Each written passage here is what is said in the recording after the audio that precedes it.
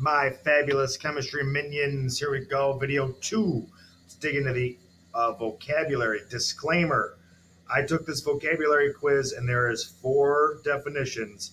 2 that are the same and 2 that are the same. You got to be very, very careful, attention, get these things right. First one, right off the bat, these kinetics and reaction rate. They're the same thing, man, because kinetics is the study of the reaction rates.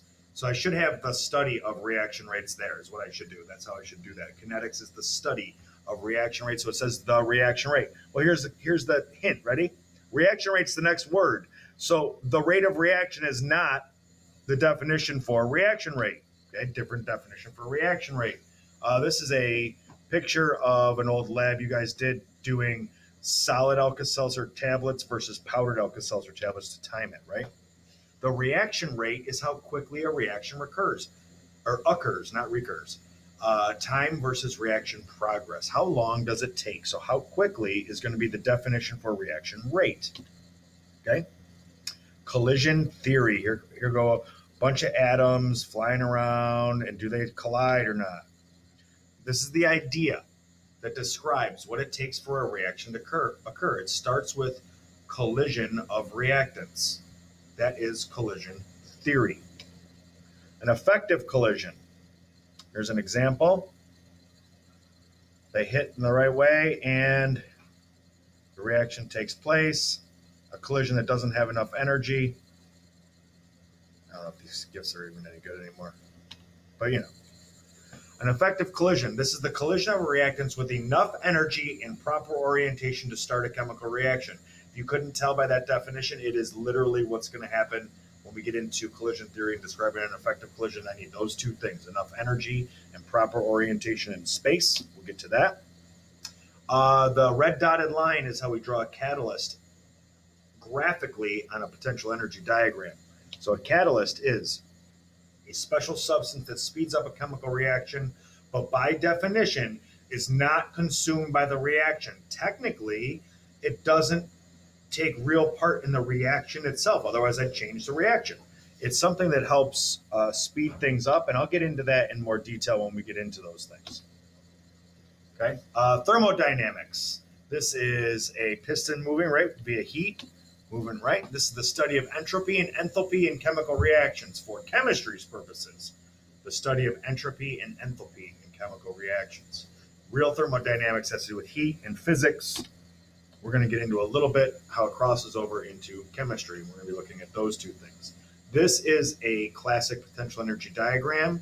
This is a perfect one where they could ask you any questions about arrow 1, 2, 3, or 4. You need to be able to name all of those things. Potential energy diagram is a graph showing the difference between the potential energies of the reactants and products. Okay, and we're going to put those into mathematical equations. Here's another one. Oh, and I love this because there it goes up to the activation energy, back down, the difference, heat of the reaction. This GIF is great. I could put this GIF in like 4, 5, 6 different times. Heat of reaction. This is the change in enthalpy. Notice this is not the definition for enthalpy, which is next. Notice they both have a delta H. The heat of reaction and the word enthalpy are the exact same thing. But I need you to be able to have slightly different definitions of the same thing so you understand that they're the same thing but different. Okay, so I'm going to say it the same thing differently on the next definition. Heat of reaction, change in enthalpy of a reaction, right? Delta H. The potential energy of the products minus the potential energy of the reactants. Always products minus reactants. That's how we mathematically solve that. Exo-endo, the difference is the delta H, right? Enthalpy. Enthalpy is the heat of reaction, delta H. Notice the definition for heat of reaction, delta H, is not going with the term heat of reaction, delta H. Can't do the same definition in the word. Right? So enthalpy is the heat of reaction. It is the potential energy of the products minus the potential energy of the reactants. These are found in looking potential energy diagrams or list of them on table H for specific reactions. Entropy. Entropy is the measure of disorder. So if you look, I see a highly ordered solid and a more disordered gas or liquid. We're going to keep it all in terms of phases but disorder versus order. This is the measure of disorder in a system. The reason why sometimes students have a trouble with that is we're not going to measure order and then go negative to have disorder. We're actually going to measure the negative. We're going to measure the disorder. Okay. Thermodynamic laws favor greater disorder. That's going to be the overarching, energy in the universe type of an ideas that we'll get into. This gift's going to come up twice because this is a great equilibrium. If you can pay attention to what's going on, AA plus BB is going to react and form two ABs. And this GIF is just a nice reaction. It's going backwards and forwards and backwards and forwards. What you need to know is going from reactants to products, that is the forward reaction. So this is going left to right, going reactants to products. Reading it normally is the forward reaction. When we get into understanding equilibriums, we'll know, same GIF, that we can have the reverse reaction happening at the exact same time. So the reverse reaction is a thing, you just didn't know about it yet. This is the reaction going from right to left, from products back to reactants. When the two reactions are happening simultaneously, I can form an equilibrium. Recognize this guy already? Activation energy is that big arrow going up to the hill. This is the amount of energy it needs for me to get to this activated complex. Notice the word activated complex is in this particular definition. The next word is activated complex. So the definition with activated complex is not for the word activated complex. I need you to make note of these special little things. The activated complex is a noun. It's not the energy required to get there, it's the actual piece. It's the pinnacle, that top piece, that blue dot, that transition state. The activated complex is at the very, very top of the hill. So this is the point where reactants reach maximum energy along their reaction path, beginning the first formation of products. Okay.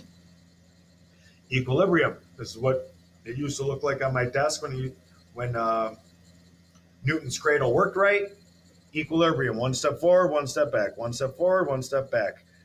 That's one way to think of equilibrium. I don't want to put that other GIF that we've already seen twice back up. This is the state where reactions are happening in both forward and reverse reactions simultaneously, shown in equations with this double-headed arrow. A lot of times I have no space. It'll be just a line with an arrow in each direction. Sometimes we do it with a half an arrow up and a half an arrow back. I'll show you both live in class. Okay. And we got 5 more and we're done. 3 equilibriums, some stress, and Le Chatelier. So let's get into the equilibriums. The physical equilibrium is a phase equilibrium. The rate of melting equals the rate of freezing. The rate of evaporation equals the rate of condensation. I need a closed system, number one. Can't be losing reactants or products. In physical is just phase, because notice nothing's changing. Water is still water chemically when it goes from liquid water to gas water. It's still chemically water when it goes from ice to liquid.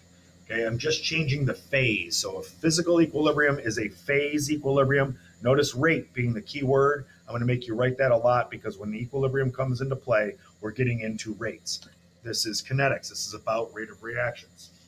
This is an actual plot of a chemical equilibrium, okay, and by concentration. Chemical equilibrium is a reaction equilibrium. This is where we're going to get into Le Chatelier's. This is where the rate of the forward reaction equals the rate of the reverse reaction. This is what I'm going to actually make you memorize. Notice rate, again, highlighted as the key word. That verb is what's equal. The Regents is going to try to trick you into saying it's the concentration, but it's not, okay? Solution equilibrium. Now, this is the rate of dissolving equals the rate of crystallization. Solution implies there's more than one thing. So remember, a solution is a mixture, so it's not just physical. So this is what happens if you put the Kool-Aid into the water and you put too much sugar in, you stir, you make that saturated solution, and there's still that sugar at the bottom. I told you way back in solutions that what you're actually doing is now creating an equilibrium. Now the solution can't hold any more sugar, but every time some of that sugar comes out of solution, one of the other different molecules of sugar can dissolve, and it creates a cycle effect. Equilibriums are very cyclic. This is a GIF of the Knox tube changing colors in the hot and cold bath. You see it's getting lighter, so you know it's on one side of the equation versus the other because one's dark and one's not. It's really just the smog that they incorporate or they get stuck with in LA. If you've ever heard of Los Angeles and the smog, this is the stuff that's in the air creating pollution. Okay. Le Chatelier's principle states a reaction at equilibrium will shift to regain equilibrium. That's the point. I establish equilibrium, and then once I've done that, Le Chatelier's takes over. There's a magic to the equilibrium where the reaction wants to stay in equilibrium. It's kind of neat. Then we have equilibrium shift. Notice the equilibrium shift is not going to be the same definition for Le Chatelier's principle that had equilibrium in it. Getting the hang of this? Equilibrium shift is the change in specifically concentration, heat, or pressure for gases, causing an increase in products or reactants. It's going to shift. It's going to make more products, or it's going to make more reactants to regain equilibrium. And with that, I'm hoping that we are done. Good, because I can sneeze. All right.